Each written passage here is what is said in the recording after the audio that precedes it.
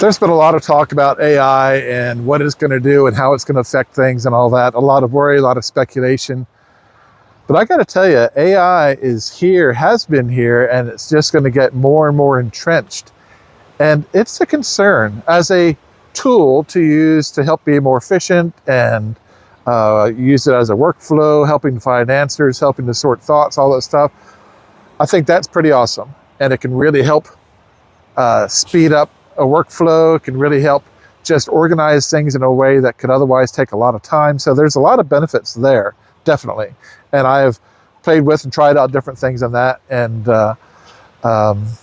it's funny because part of me, I think, is because, okay, I'm older, and so my resisting change, I want it to be the old way. And there's a lot of folks are kind of in that spot where it's just resisting because, and then you got the factor like Skynet, Terminator, and all that kind of stuff too.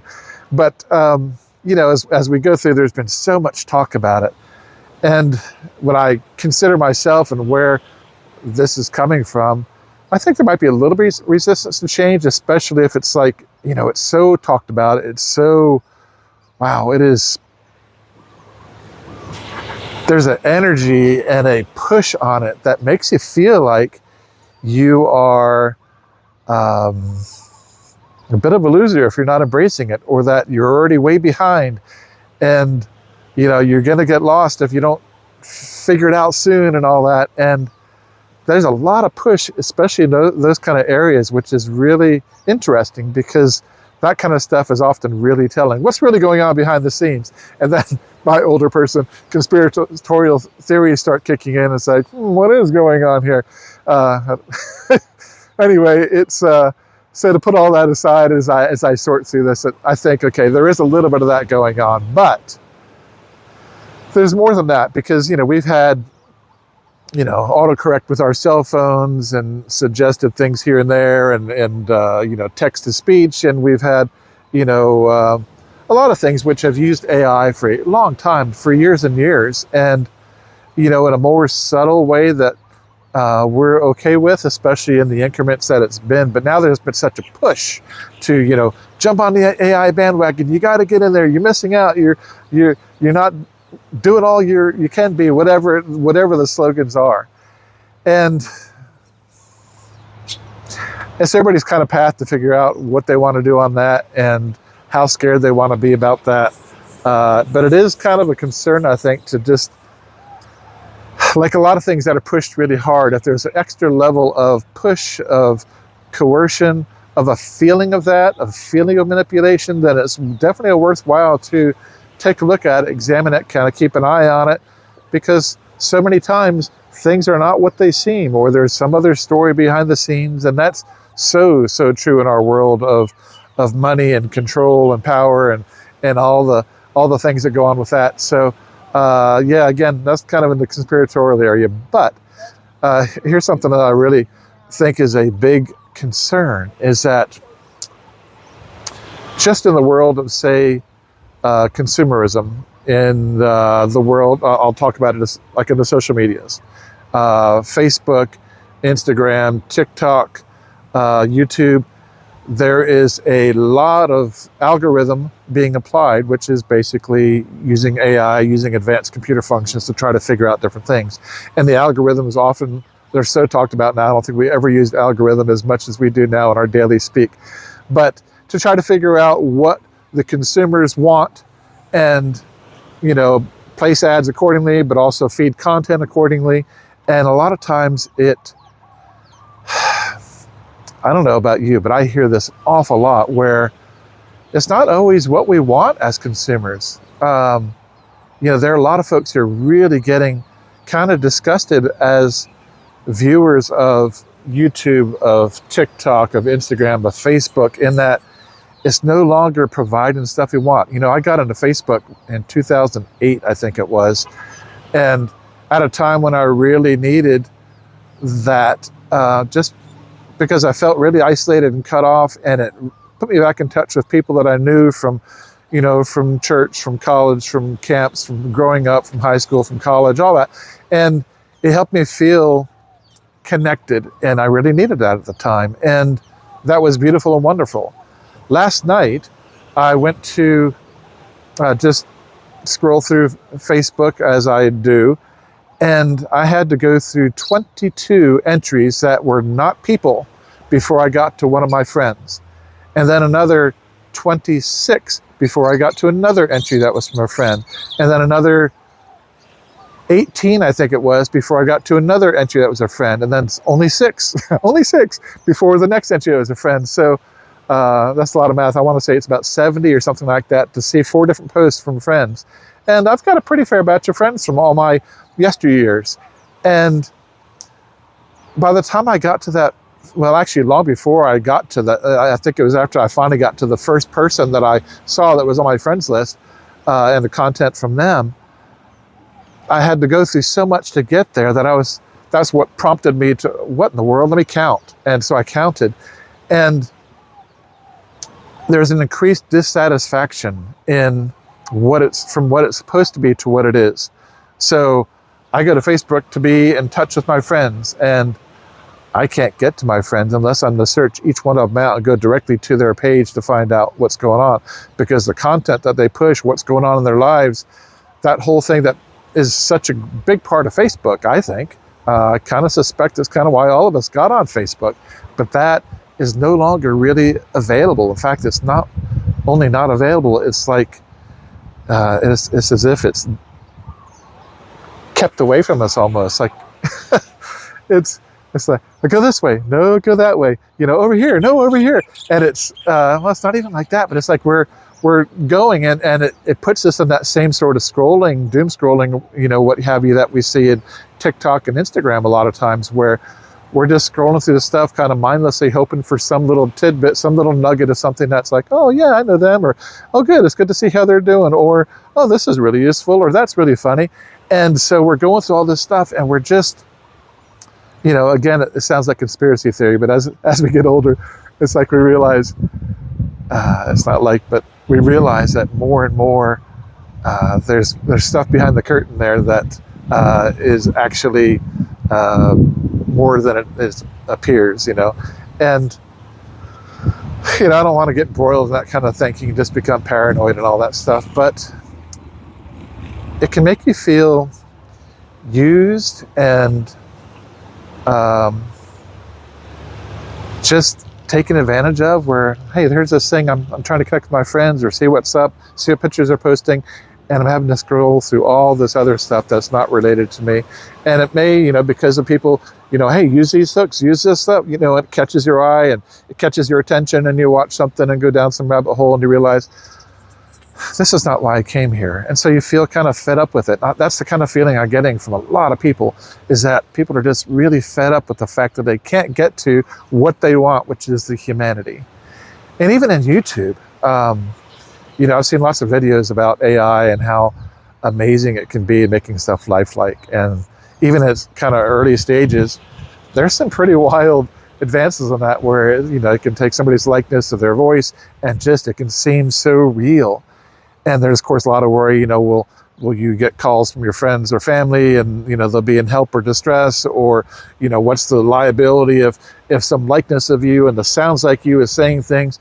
And those are all worries, and I think they're valid worries, because the ability to replicate the voice, the mannerisms, and the appearance of somebody is wild now. It is crazy, and it's admirable, because I watch some of this stuff and it's like, oh, I want to get on there and put my face on there and see what it'll do with me. And so it's like it wants to lull us in. And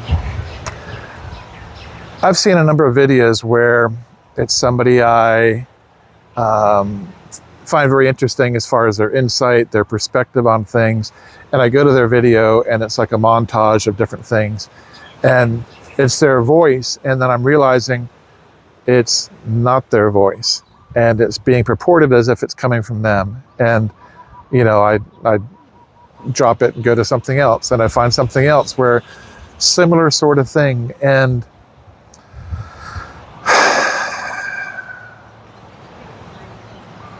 I feel tricked, I feel duped, and I don't like that. It puts a sour taste in my mouth, and there's going to be more and more and more of this, and it's going to get better and better and better. And sometimes that, just that pretending to be somebody who you're not, in social media and YouTube and communications, boy, just that feeling of being tricked is really just lousy, and it really makes us want to stop watching and just don't want to do YouTube anymore. I don't want to go to Facebook anymore. I don't want to go to Instagram anymore. How many times have you seen pictures on any of the medias where it's like, look at this beautiful view of this and that or the other thing, or check out this animal that's just been found, and it's totally AI. And sometimes it's clever enough that it's like, is it? Let me search. And oh, dang it, I've been fooled. And all that extra effort, all the, suspension of disbelief, all of the wrestling with, is this real or imagined, and what do I do with this? All of the having to sort through and see, is this valid, is this real? It puts us in this decision-making mode that requires a lot more work and effort. And it takes away the enjoyment, takes away the fun, it takes away the reason why we're there. And it sucks. And I'm not really sure how much YouTube and the other companies can adjust for that, and just block those sort of things, because people are really clever who want you to watch or do or sign up for. I mean, think about all the the frauds and scams on the phone and phishing and the emails and stuff like that seem so real. I mean, I got sucked into one on FedEx years ago that looked so real, and the links were accurate links except for the one that I clicked on, and as soon as I did, I was like, that felt off. And immediately, Gmail comes up, says, your email is trying to be accessed from China. Do you want to allow this? And I was like, no. And that was years ago. But there's always something going on where people, and these folks are so clever, and it's like, boy, if you would just put your powers to good use instead of to evil, man, the things you could do. But, what are you going to do with that? Just try to protect yourself and try to tread carefully. And it's becoming more and more of a chore, especially as things are being put out there. And I've seen some of the videos now with some of the AI, and it looks so real. And especially if you don't even know the person, it could be where you're watching an AI and they're a whole personality, and there's some that are out there like this apparently, where they're talking, they're saying whatever they're saying, and it's not even a real person. It's just somebody that's made up, and cleverly so. And while the content may be good and accurate and helpful, when you find out, you kind of feel suckered.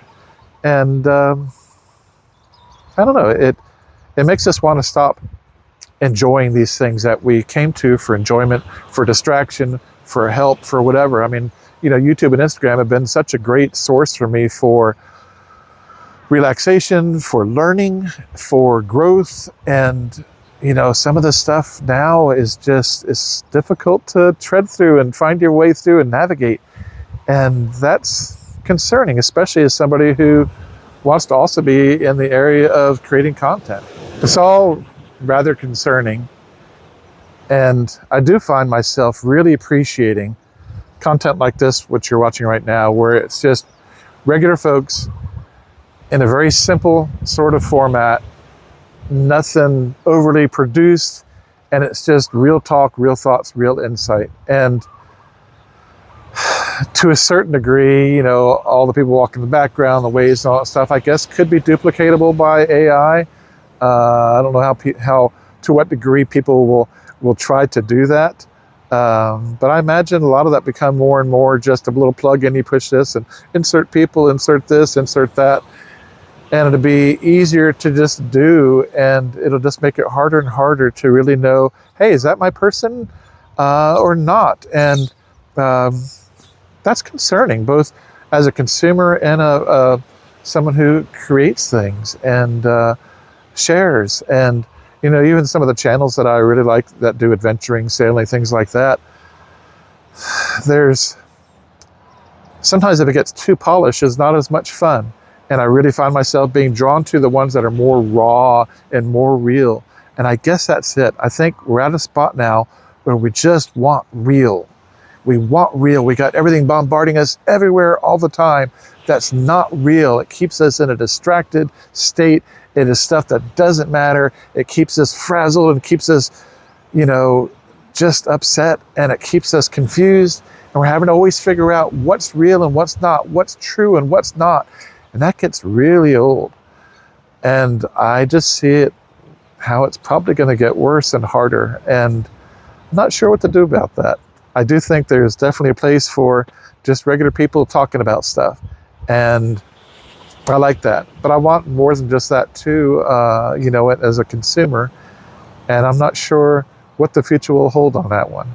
But for right now, I'm not intending to get into the world of AI in a production sense. So this is not AI. And I don't intend for it to be. And if I even play with it a little bit, I will definitely make sure this is AI, this is just for fun, this is not how I'm already going to do it. But I kind of don't think I'll be doing that. Anyway, what are your thoughts about all this? I know it's talked about considerably, and should be. It is a concern, and it's a wonder, and it's changing the landscape of things. It's changing the way videos are viewed. You know, I've seen a lot of folks out there who used to have hundreds of thousands of views on their channel, on their videos, and now they're down to tens or even single-digit thousands. And I think people are kind of getting tired of having to sort through stuff. And I'm not sure what the answer is. Are you? I'd be really curious to know. Write in the comments, tell me what you think. What are your thoughts? What are your fears? What are your solutions? I think we need something. We need some talk. We need some discussion anyway. You're not alone. I'm not alone. Thanks for watching. Catch you later.